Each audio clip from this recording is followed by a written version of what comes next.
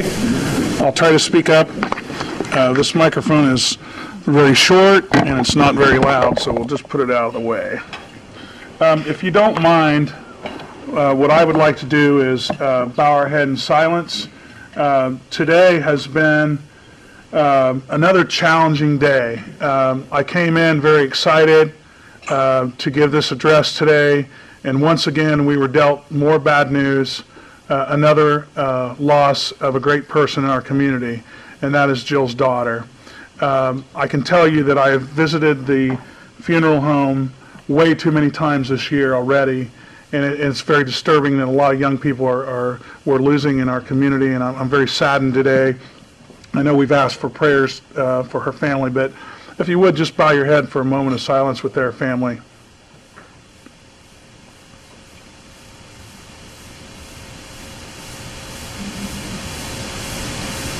Thank you.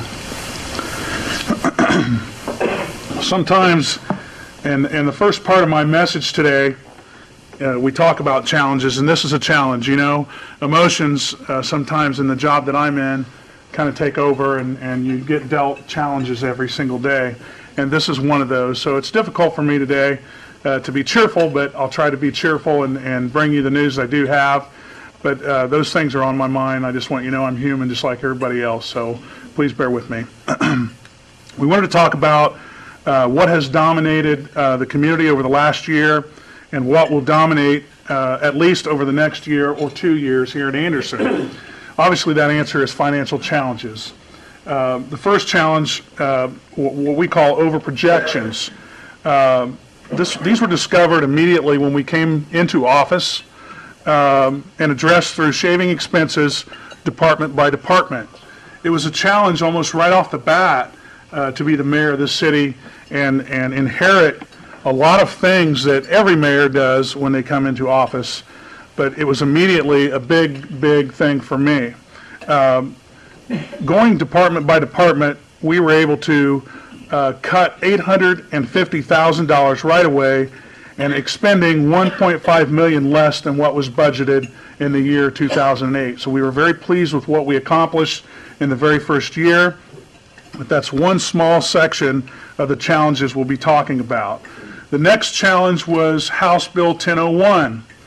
The state of Indiana fundamentally changed the tax structure by reducing the property taxes, primarily support local government, units of government, and increasing sales tax kept at the state level in 2009, which permitted a loss of $2.5 million in revenue, and next year we're looking at a shortfall of $4.5 million or more. I think we can all relate to the school system here in town.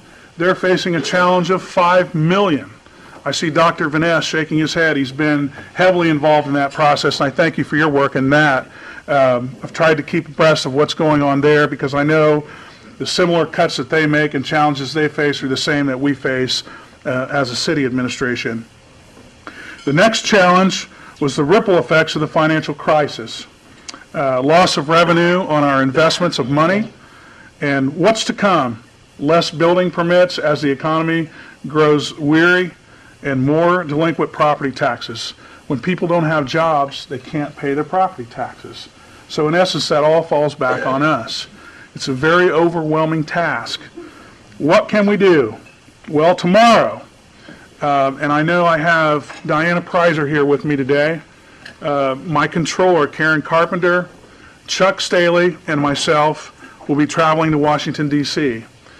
We are going armed and ready. We have a list of demands and wishes. We are going to try to bring stimulus money back to the city of Anderson. We have been criticized somewhat for being out in the field and not letting the grass grow under our feet, but being aggressive and bringing jobs, economic development, and money back to the city. And we will continue that plight. We feel like if we sit back and not do anything, that's exactly what will happen here, is nothing. So we are going aggressively. We have a priority package that's going with us. We plan on meeting with Senator Bayh, Senator Lugar, and excuse me, I can't pronounce his name real well, but Visklosky, I believe his name is, and also with Congressman Pence. We have a lobbying firm known as the Ferguson Group, who Bill Hanke will be accompanying us, and we feel like we have the necessary ingredients to make things happen in Washington. So I'm very excited about that. But this is just one thing and one piece of the pie that we need to work on, and we'll be doing that tomorrow and Thursday. Layoffs, we will have layoffs in the city of Anderson. There's no doubt about it. There's no way around it. We've trimmed and trimmed and trimmed till we can't trim anymore, and now we begin to cut into what will eventually affect our services. But it has to be done, folks. There's no way around it. Numbers. We had initially tossed out a number of 25 full-time people. That number has been significantly reduced through a buyout plan that we offered.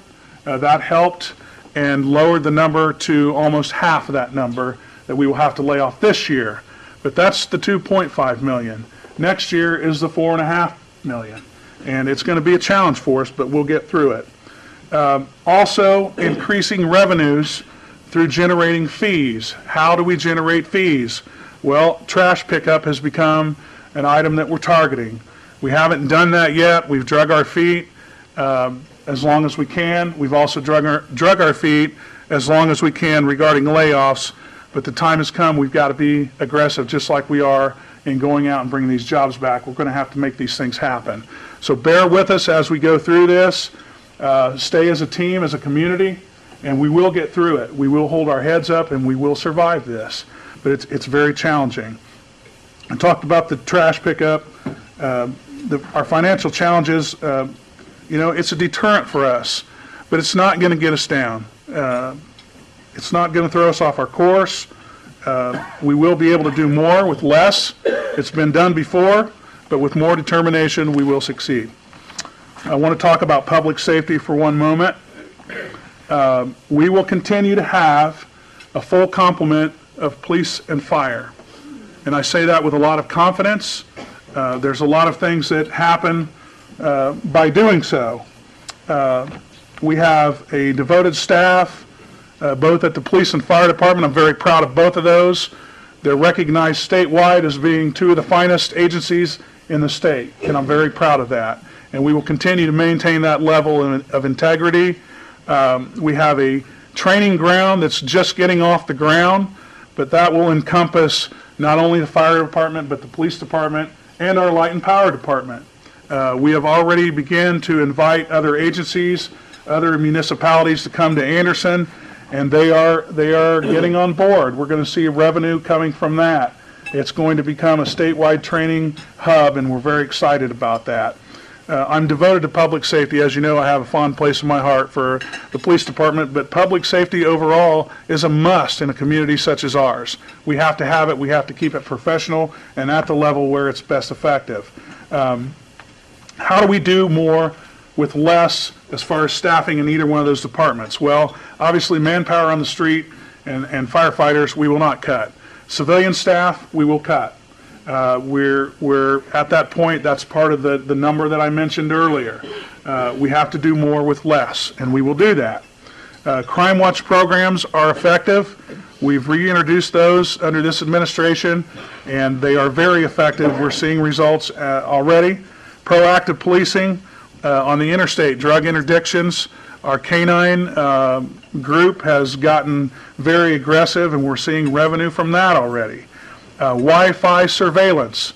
This is something that we've been in discussion with Light and Power. It's a new technology. Using our Wi-Fi system that's been created, we can place remote cameras in high drug traffic areas, and they go basically unnoticed, and we can again be proactive in the drug enforcement area.